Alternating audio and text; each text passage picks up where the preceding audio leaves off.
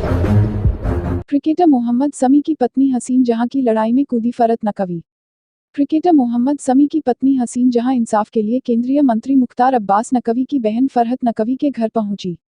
बरेली। भारतीय cricket team के तेज गेंदबाज मोहम्मद शमी की पत्नी हसीन जहां ने एक बार फिर से मोहम्मद शमी पर आरोप लग ये है वही अपनी मदद के लिए मेरा हक फाउंडेशन की फरहत नकवी से मिली जो मंत्री मुख्तार अब्बास नकवी की बहन है। मंगलवार को हसीन जहां फरहत नकवी के घर पहुंची जिसके बाद अपने ऊपर हो रहे जुर्म की दस्ता पत्रकारों को बताई। हसीन जहां का कहना है कि शमी और मेरा तलाक नहीं हुआ, मैं उनके साथ रहना चाहती हूं, उनकी संपत्ति में मेरा और मेरी बेटी का हक है, इसलिए मैं शमी के घर रहने गई थी लेकिन पुलिस ने शमी के दबाव में मुझे घर से बाहर निकाल दिया और मेरे साथ पुलिस द्वारा बदतमीजी की गई। हसीन जहां ने कहा कि मैं लड़ते लड़ते तक गई हूं, इसलिए अब मैं फरहत नकवी से मदद मांगने आई हूं। इस पर फरहत नकवी ने कहा कि और औरतों की तरह हसीन जहां की भी लड़ाई लड़ी जाएगी, इसके लिए उत्तर प्रदेश के मुख्यमंत्री से मुलाकात की जाएगी।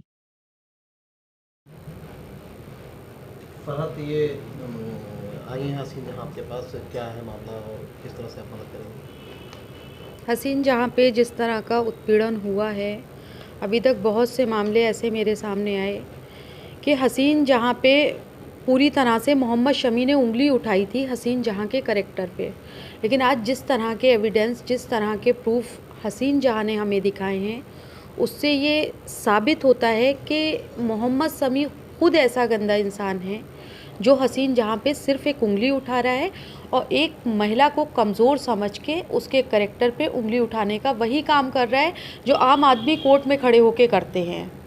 उनके पास कोई रास्ता तो होता नहीं है सिवाय एक महिला के करैक्टर पे उंगली उठा दो, उनके दामन में दाग दिखा दो, बस। आज हसीन जहाँ अपनी बच्ची के साथ कैसे ज़िंदगी गुजर बसर कर रही है और मोहम्मद शमी आराम से घूम रहे हैं, ये सबसे बड़ा उत्पीड़न हसीन जहाँ के ऊपर है।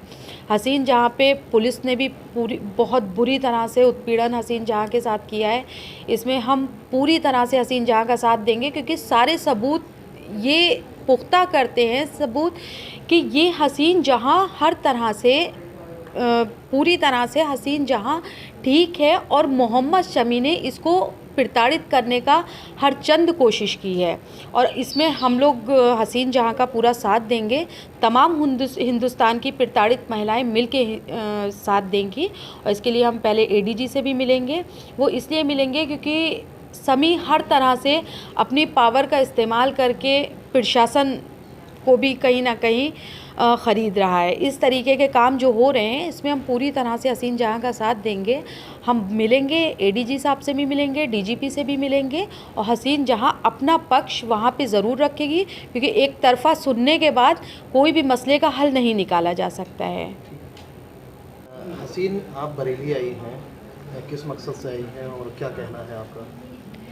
देखिए, आप लोगों को जैसे पता ही है कि मैं किस हद तक प्रताड़ित हो रही हूँ। एक तो मेरे ऊपर डोमेस्टिक वायलेंस हुआ है, ऊपर से मेरी इज़्ज़त पे हाथ डाला गया है। अपने अपने हक़ की लड़ाई में हूँ मैं, अपने हक़ में लड़ रही हूँ मैं और अपनी बच्ची को और अपने आप को कि अपने अधिकार से वंचित ना हो, उस चीज़ का जो भी प्रयास मुझसे हो रहा है मैं वो कर रही हूँ। हालांकि मुझे किसी की भी सपोर्ट नहीं है, किसी की नहीं, कोई भी नहीं बोल सकता कि हाँ मैं इस लड़ाई में सपोर्ट कर रहा हूँ या ऐसे है वैसे, या कोई भी अगर थोड़ा बहुत मुझे सपोर्ट कर रहा है तो उसे डरा के धमका के उसे मतलब छुपा दिया जाता है। तो पुलिस जो कल मेरे साथ इतनी गलत हरकत और इतनी बदतमीज़ी करी, मुझे इतना टॉर्चर किया मेरे ऊपर और मेरी बच्ची के ऊपर, उसके बाद मतलब अननेसेसरी एक झूठा मेरे ऊपर 151 का चार्ज लगा दिया, मुझे हैरेस करा। तो इन सब से मेरे जो वेल विशर्स हैं, इन लोगों ने मुझे बताया कि नकवी जी जो हैं वो मतलब बहुत प्रताड़ित महिलाओं की मदद करती हैं।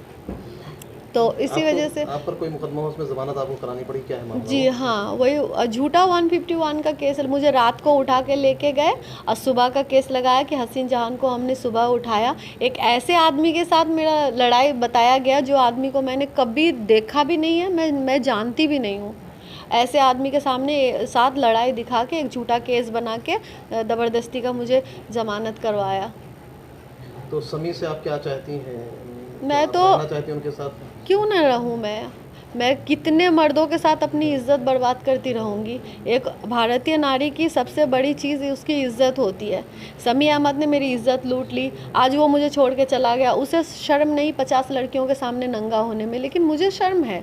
जब वो उससे मेरी शादी हुई है, मेरी बच्ची है, उसका फ्यूचर है, मैं हमेशा यही चाहूँगी कि वो अपनी करतूतों पे गिल्टी फील करे, माफ़ी मांगे और घर को सुधार ले और अपनी इज्जतदारी वाली ज़िंदगी जिए और इज्जत के साथ अपनी बीवी बच्चे के साथ रहे। मैं तो जब तक ये लड़ाई लड़ रही हूँ तब तक कोशिश करूँगी।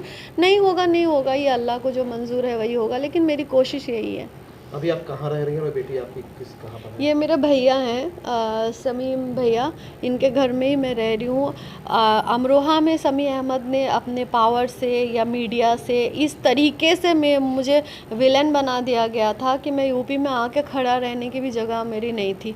लेकिन ये समीम भैया, अरमान भैया, ये डॉक्टर साहब, ये लोग बचपन से ही समी अहमद और इसकी फैमिली को जानते हैं। तो इन लोगों के सामने जब मैंने अपनी सारी बातें रखी तो ये लोग को समझ में आया कि हाँ, मैं सही हूँ और समी अहमद कितना घटिया है। तो उस तरीके से इन्होंने अपने घर पे मुझे सहारा भी दिया। तब 1 साल से मैं यहाँ आना जाना करती हूँ, इनके घर पे ही रुकती हूँ और आज इन्होंने ही मुझे यहाँ पे लेके आए हैं। लेकिन जो सामने से सपोर्ट करना है ये नहीं कर पाते हैं, क्योंकि हर तरफ से इनको दबाने की कोशिश। अरमान भैया के ऊपर जो है कितनी सारे केस पुलिस तैयार करके रखा है कि तुम्हें ऐसे फंसाएंगे, तुम हसीन का साथ दे रहे हो, तुम्हें ऐसे पकड़ेंगे। अरमान भैया को फ़ोन करके पुलिस ने गाली गलौज तक करी है, उसकी रिकॉर्डिंग तक हमारे पास है कि साले तुझे पकड़ेंगे, तू क्यों ऐसा कर रहा है। तो क्या वैसे समी अहमद ये करा रहे हैं इसके पीछे? हाँ, समी अहमद ही पुलिस को पैसे भी खिला रही है, पुलिस को दबा भी रही है, हर तरफ से सोर्स लगा रही है। नहीं तो पुलिस अननेसेसरी कोई किसी लेडीज़ को, किसी बच्ची को, 3.5 साल की बच्ची को रात के 12 बजे खिचेड़ के उसके रूम में नॉक करके, उसके बेडरूम से नॉक करके पुलिस लेके जाएगी और ऐसे बदतमीज़ी करेगी क्या? तो किस चीज़ से हो सकता है? पैसा खाया है या फिर हो सकता है कि सोर्सेस लगाए हैं।